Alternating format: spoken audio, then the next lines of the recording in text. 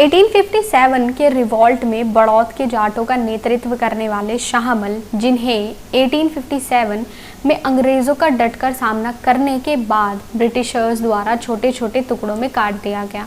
तो चलो जानते हैं उन शाहमल के बारे में जिन्होंने भारत को आज़ाद कराने के लिए अपनी जान गंवा दी।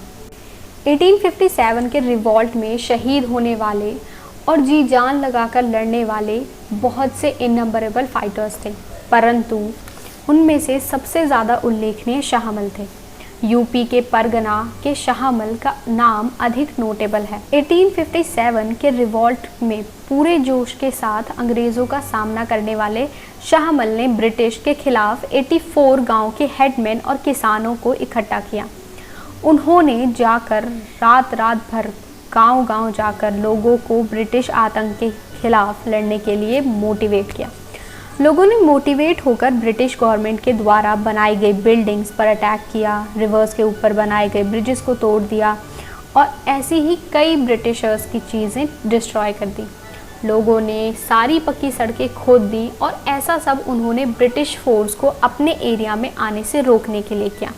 कुछ हद तक उन्होंने ऐसा इसलिए भी किया क्योंकि ये बिल्डिंग्स, ये रोड इंडिया में ब्रिटिश रूल का सिंबल थे। शाहमल ने दिल्ली में विद्रोहियों को मदद भेजी और ब्रिटिश मुख्यालय और मेरठ के बीच होने वाले संचार को रोक दिया। शाहमल ने यमुना के पास इरिगेशन डिपार्टमेंट के बंगलों को अपना हेडक्वार्टर बनाया और विद्रोह को वहीं से सुपरवाइज और कंट्रोल किया।